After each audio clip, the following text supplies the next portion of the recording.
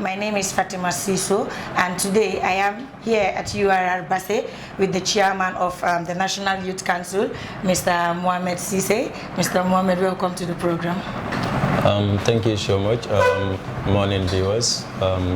As Fatima highlighted or stated, my name is Muhammed Ceesay, the current regional youth chairperson of National Youth Council of the Gambia. Thank you. Okay, can you please give us a little bit info of yourself, like a little bit biography of yourself? Thank you so much. Muhammad is a young activist. Started his career in back almost 10 years ago, working with different youth organizations. I said my first, after graduating from school, I'm an IT specialist by a professional, which I have advanced diploma in Gambia Multimedia Institute, that's GTMI, Basse Annex, which ended in around 2004. Before that, I was working with a lot of youth organizations in different capacities. I can certainly start from one of the main responsibilities, as I said, I serve as a regional secretary general for Sarahule Youth Development Organization, that's CEDO, at regional level here for almost 4 to 5 years. And later I quit as a secretary, but still a member. As I borrow from Obama, I'm out in leadership, but not in the association. Okay. Later I worked for a lot of international youth organizations, the likes of Activist, the Gambia, where I served as a regional youth chairperson for also a one term. Then I decided to leave the leadership. Maybe many questions comes to their mind that why do you always serve one term and leave? One thing I believe in two principles of leadership, that is the servant leadership and transactional leadership. I deem fitting as a young leader, being an activist for whole his entire lifetime, so I don't want to serve to overstay in positions. This brings us trust and confidence in young people's mind of URR to see there is in the Regional Youth Committee of National Youth Council, there is a lot of gaps in terms of leadership. So they approached me and said that really we want you to run, and then we're going to do the campaign for you to serve and make sure that we have a foundation for this noble institution. We take the button, and then we have no choice because these are our own young people and it's our own region. We feel that no outsider can come and then do it for all. So that brought up for me to lead as the young people, the regional youth chairperson of National Youth Council of the Gambia. Due to, as far as it's a short biography, we can stop there. And okay, Mr. Ceesay, so far in your introduction, I've seen that you've worked with a lot of organizations, and in all these organizations, you've been leading from one position to the others, and they are all top leading positions. What do you think is your qualification, and what do you think motivated the people that makes them want you to be their youth leader in Basse? Well, I think just in leadership per se, related to my side, I won't attach it much to a kind of a higher degree educational background or so on. Leadership is how you try to influence people to follow you. The best definition is whoever who can influence, you are a leader. Sure. Yeah, and also if they look at your track record, as I just highlighted few, not only that sector, I lead some very important positions in terms of sport. So these are the people, the young people we interact every day. And then they see to it that like what they see, how I'm leading or we are working together as a team, that encourages them a lot to at least have the trust and the confidence that they should still lead us. Fine, many people, academia will argue that leadership is all about you need to have a such educational background before you became a leader. Others will argue that that's not really genuine issues. All these are debatable, but mine, I will not attach it to a kind of degree because I never been enrolled in any university. I only attend tertiary education, which I will term it in terms of education, it's just a kind of a foundation. So, and then we are delivering our level best. We will not say we are doing the best, but our level best, because it's all about team and the commitment and dedication you have. Okay, so that will take me to the next question. So far, so good. You have been the youth chairperson for some time. What have you been able to do for the youth in Basse? Yeah, first, to start, since we came to this office, as I said, there's a lot of issues. There was an issue, that's why young people approach us to come and help. We see that the first thing we do in this office is a reform process, which I attended a few congresses in URA where there's a lot of question in terms of how they spend money, and a lot of mismanagement has been done and so on. So we make sure that as they cry that we need to make sure to implement those steps. Few things we aim that we need to implement, and I can say that so far, or I can say that 75% of all of them have been achieved. To start with, we came into this office, we make sure that there is a financial discipline. Okay. In doing so, we make sure that we establish or create a financial subcommittee within the regional youth committee. That was not happening before. In the previous leaderships, they make sure that the chairperson have the final say in terms of any spending. Okay. And then no one is there to question that where this money is going or where. Okay. So I make sure that I distance myself from the financial committee. The independent committee within the RYC, that's the regional youth committee, to decide what and what should be done in this office. Okay. So, and then they will make sure that anything before they submit also, there will be an explanatory note attached to it to say the chairman, we want you to approve this based on A, B, C, or D. Okay. But in fact, even it's come to activity in my own interest, that where I think that it can boost my image to another level. But they see that there is no financial discipline. They have like right to turn you guys are doing some activities. Of course. Like what kind of activities are this? Yeah, well, we implement a lot of activities. We came to the first thing that we have a capacity building program, which we call it like an induction training. Okay. Because we feel that when we come talking about the decentralization, people need to have the capacity to lead. Sure. So we make sure that our structures in every district are being empowered to give them some capacity and also support them with the funding to go back and do step down training. Okay. So with those activities also, we make sure that like we continue to make sure that we have a kind of outreach programs. This is inclusive, like it's taught a lot of sectors ranging from the human rights, gender issues, education. Because if you see our mixed centers example, we have a kind of clubs in every school, like at least all the senior secondary schools in URA. The idea is we will talk to young people to know exactly what are the dangers of irregular migration. So if you come to like Children on the Move campaign, which we have at the community level, this is a program specific. We talk to the children on the community not to migrate. When they are migrating, let them migrate safely, not to be irregular. Understand? Because migration is part and parcel of us, but we need to exactly know that when to migrate and where to migrate, if that place safe. So these are all some of the activities, and then also we have a kind of sakeno, like it's a kind of Mandinka language saying that we can do it. That is to stop the FGC. In partnership with UNICEF, we have a lot of activities also with UNICEF in a lot of communities like this. Yeah, and then other activities also, personally, we make sure we work with other youth organizations to make sure that they have their community-based initiative, ranging from cleaning exercise, road rehabilitations. Some of them are engaged in gardening. And then we have a lot of partners though. Well, we can say like with Ceesay, we train people, young people, on business management or business development. This last year, I can remember almost 240 something young people applied in URA. Okay. Not all of them were trained law, because by looking at the project cycle, not everyone can be trained.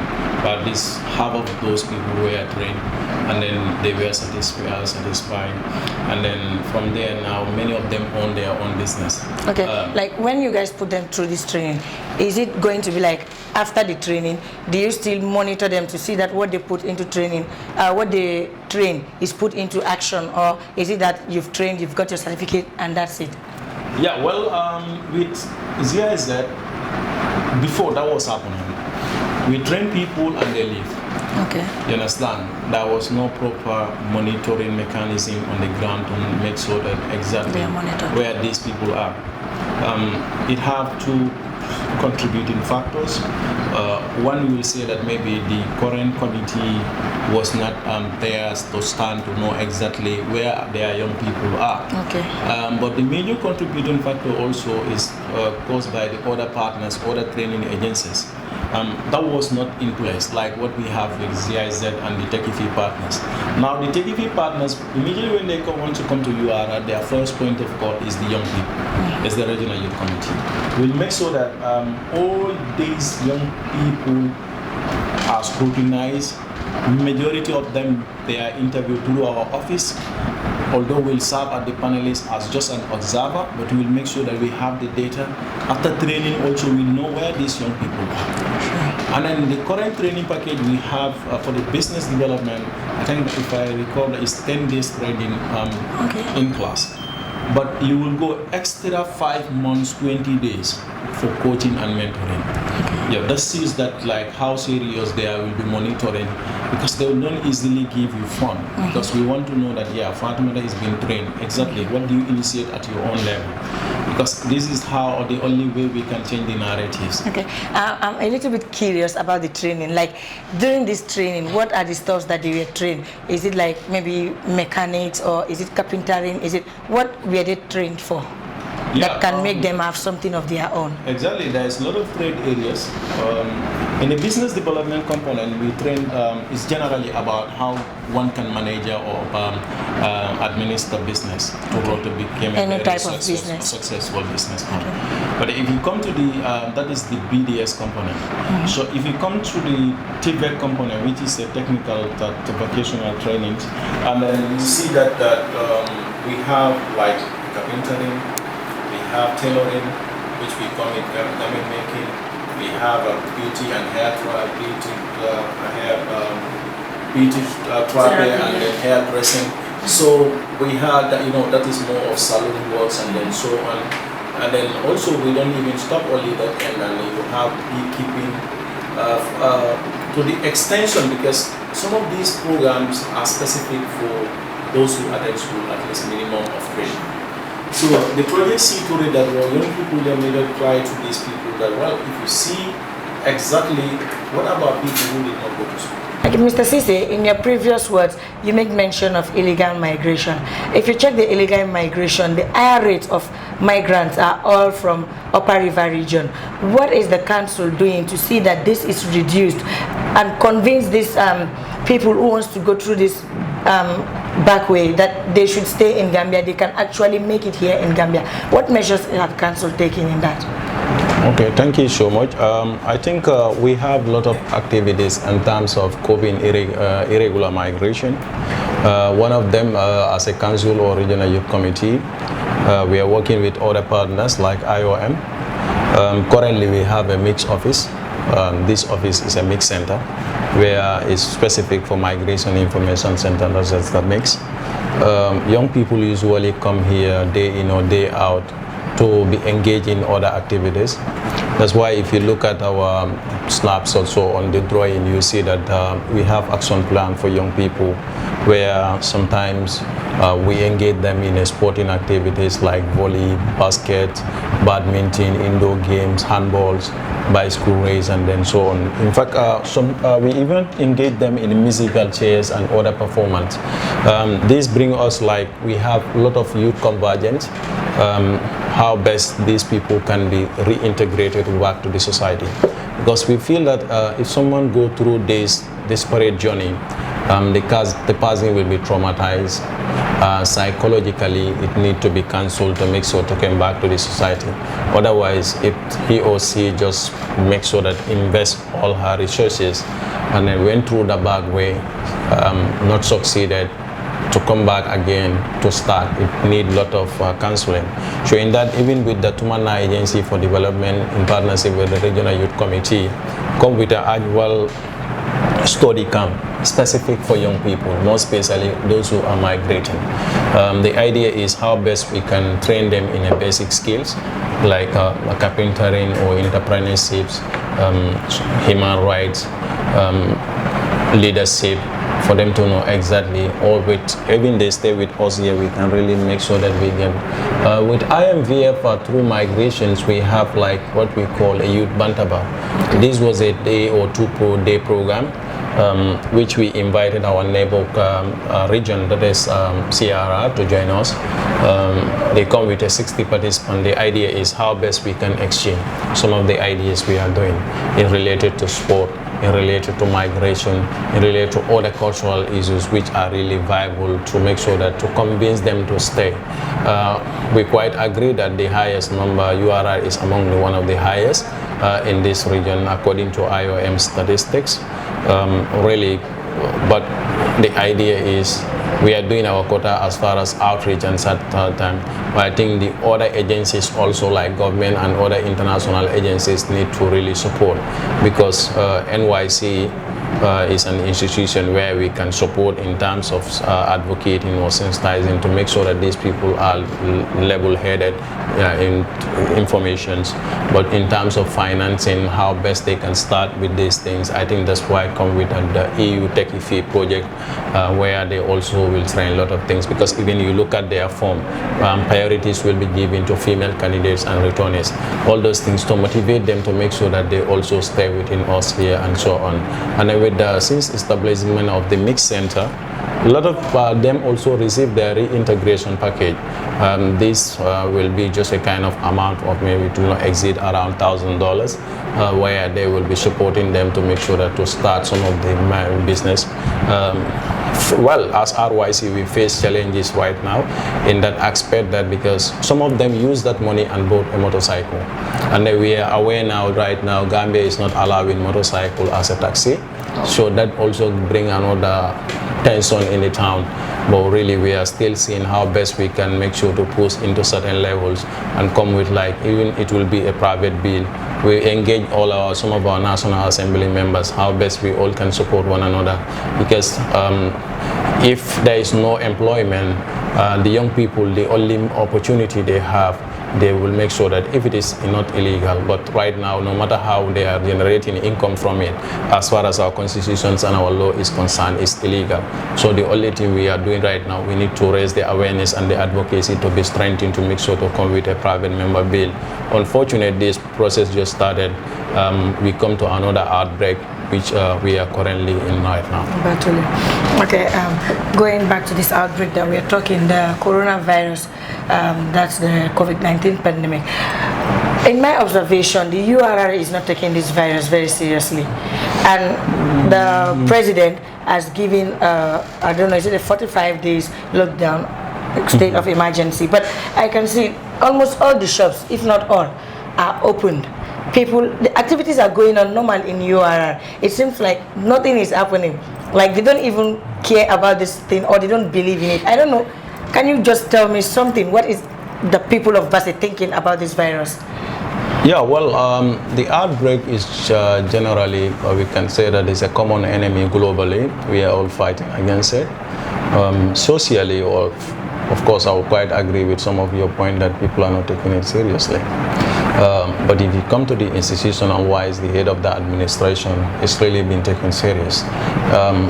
To quite agree with me, URR was the first ever region established a task force committee for COVID-19, prior to in fact Gambia registering a case. The idea initiated from the Basse Area Council, where we set the chairperson and then discuss with some of the key stakeholders like the National Youth Council, the NDMA, and then Governor's Office and so on. We come with an MRC plus the help to make sure to have a task force where we serve there as a secretary. But coming like the perception, people does not believe that the virus exists in the Gambia. The fact of the matter is, if you discuss with the community or people at the community level, will tell you that 65% of the population in the rural Gambia does not believe it.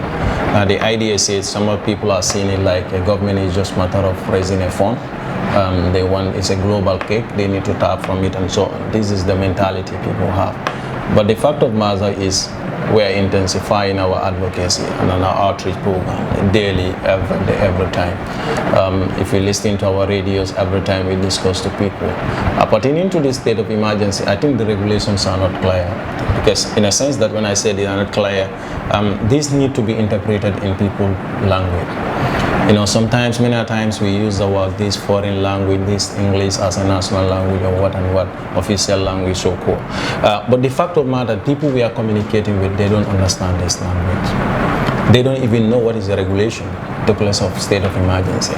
So these really need to be interpreted, and then people need to exactly know what it means. You can agree with me, you know, if you look at the Gambia as a country at whole, we were at a mess, lot of misinformation before in fact president coming to interpret his own statement in the local language or the national languages. So these are the issues. I think the regulation need to be clearly interpreted in all our national language. If that cannot be done, at least most spoken ones. You understand? You are out being the predominant of a Sarahule or a fuller society. If you look at it, the rules and regulations, some of them did not even have an opportunity to lay hand on it. How can people understand? Because I can see the first day this information arrived here, all the market and everything was closed. So later on again, they said, okay, you can open, but Muhammad will close. So it brings a lot of issues. After that, again, they said 100 meters from the market. And if you look at who is a non-essential commodity and who is a non-essential business dealer. So okay, like in the greater Banjul areas, like what is happening there right now is like those selling the food stuff, people have to eat, they don't have to die before the coronavirus kill them. Those selling food stuff and provisions, they are allowed to be open, but it's a certain time, from morning to a certain time. But those like into fashions, like the shoes, the clothes, right now they are not opening. And we have seen police officers around the market trying to see that people are not opening their shops, and everybody is staying at home to save themselves from this coronavirus. But here in Basse, the shops are open, be it whatever type of shop it is, they are all open. Even the social distancing, they're not even practicing it. People are like together, sitting, drinking attire, normal chat, and everything is just going normal. Is it that the police force here in Basse, they don't know about these laws to like to go with and ask people to close down their shops or what? Because maybe the people might not understand. But we have forces, and we have, I'm not asking them to use force, but we have these police officers and other areas who can go and talk to them and make them understand that right now they need to be home to stay safe. Yeah, it's not about police. Fine, laws are made by human beings, and then when we say about law, it means like something which is going to protect us. First, people need to know exactly, is this protecting us or not? If that is not clear, no matter how enforcement you do, you are going to zero. You can make sure that all the crowd is going behind the bus. You are avoiding a crowd, like how to call it, a proper crowded place. You are also creating another tense again. So the fact of the matter is, I can say the world generally, but we are not ready as a country for coronavirus. When we say that all food items should be sold and operate, what about non-food sellers?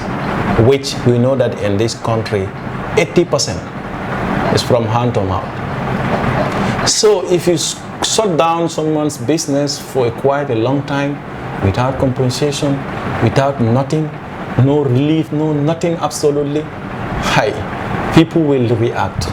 I was in Cambo a few days ago. I was approached by a police officer that I should not stand in the Market Johnson to wait for a car. I said, my brother, you're joking. I don't sell nothing. I'm standing waiting for a car. You said I can't. He used a force up to an extent. I just see that maybe we are not in the same level. I should not argue with him to make sure that as he's making that you are making our works difficult for us. If people really knows that this is protecting them, there will be the people to abide by. Let's bring the bottom-top approach.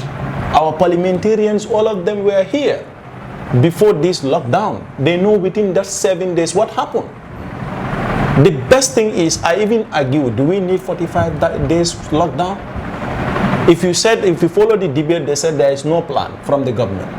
As a lawmakers, what should they do? Give them 14 days, as we agree that within 14 days we will know that whether you are negative or positive as far as COVID-19 is concerned. Give them 14 days. If they come with a plan, if they are providing people relief, who will going to, even myself, I'll sleep home. because I know that I'll be feed free. Anything I need, I will get it. Even it's not anything but the basic needs. But there is no food at the desk. A mother, you can stay home. You know that the only source to have is that market. Mr. Ceesay, it's been a long journey for you to be here. You've gone through a lot of obstacles before you got to where you are today. A lot of people have been in this position before you, but they failed because of greed and selfishness. Today, you are in this position. You are a youth. You have been put ahead of the youths of URR. I hope when something good knocks on your door, something that has to do with supporting the youth and the like, this selfishness and greed that make others before you to fail would not make you fail as well. Yes, sometimes maybe it's been caused by greedy and selfishness. But in any success of any leader, I believe in a team. Yeah, it's not about me, it's about the team. And then in saying that, we believe in one thing, that opportunity for all. One of our campaign slogans, we said, URR first. URR first is an idea or ideology of making sure that everyone in any corner of URR should benefit from young people, any kind of training.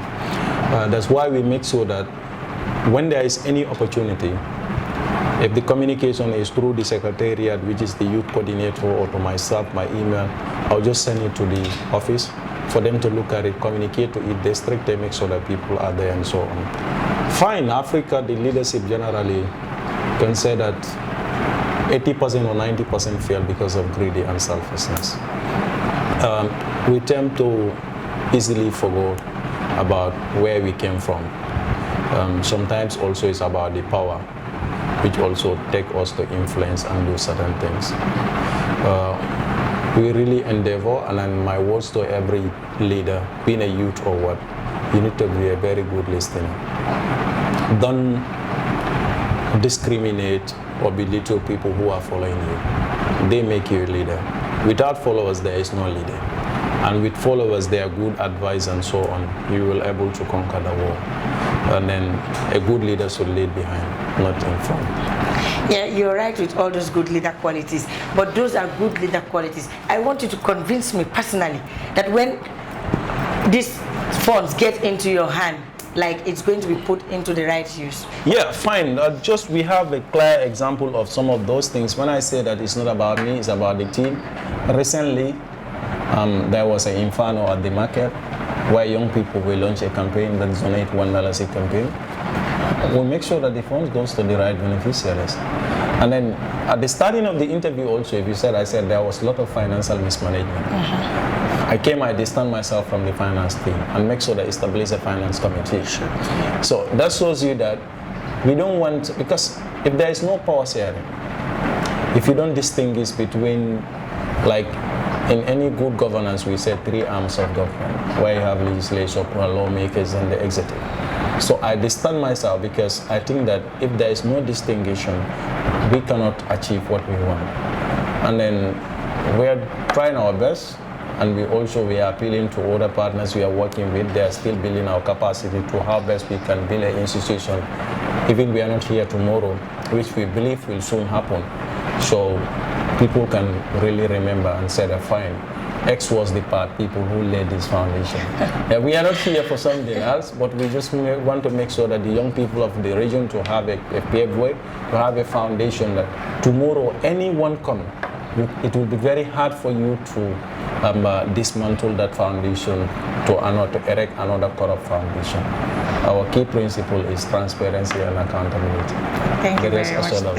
Thank you very much, Mr. Ceesay. Now, I just want you to say, what are your recommendations for Echo TV for living these trying times, coming all the way from Combo down to Basse, just to know your views? Yeah, fine. We will say that one of the main recommendations we have for you guys and your team is, finally, before recommendation, we say thank you. It's part of its kind, more especially inside of young people, being online or any other media house, traveling away from Congo to come to the rural Gambia, and then seek for stories, also to know exactly what are people doing in the rural Gambia. This sometimes give me a sleepless night, thinking that is the rural Gambia not part of the Gambia? Because medias are just interested here when there is someone has been killed, someone has been arrested. In fact, they will not even come. They use a telephone call. What the sources, in fact, sometimes is not even unknown. We believe in one thing, that anything, whatever we are doing, the visibility matters a lot, and then that's why the media play a key role.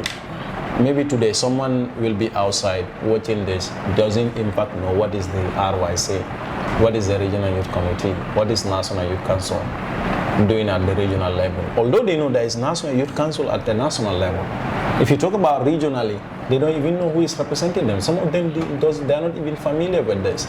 So it will make sure that, and then also there will be other key people outside who are interested also what we are doing, but they don't know. So we'll still appeal, keep coming to the rural Gambia if you want exactly your media to be one of the best.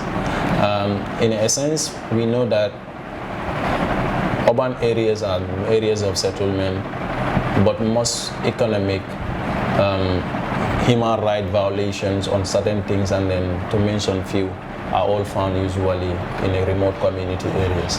And you can really get those information if you are down here.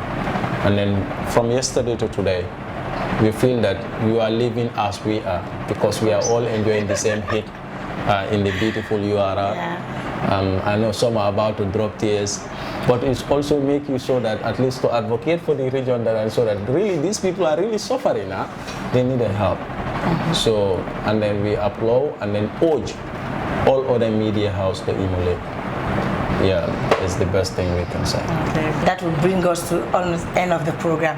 Now, I would want you to say your last word to the youth of Gambia in general. What did you have to say to them? My final words to the youth of the Gambia is, we should be proactive in national development, to contribute immensely, to build Gambia we want.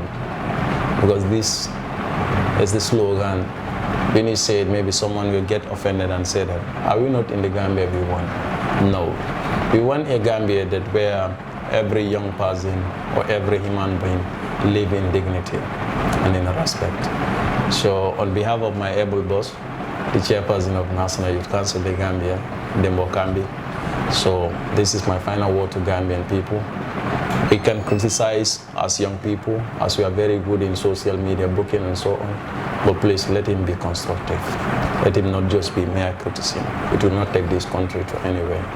And then let's demand for our entitlement. That is our right. We need to demand for it. They bring you at the table, feel free to be there. If they don't bring you there, you feel that you should be part of the table, create a seat for yourself at that table and sit there. And make sure that if you sit there, create an impact where the world will be proud of you, either today or tomorrow. Thank you. Thank you very much, Mr. Ceesay, for receiving us in your office open-handedly. You sacrificed your time and all the effort. We really hope to do this a lot more times, maybe sometimes this year or later this year. Thank you very much. We are very happy to be with you in your office. Like you all know, we are here in Basse at the office of the Regional Chairman of URR for Youth Council. This is the Point program. We've come to the end of it today. This is Fatima Suso.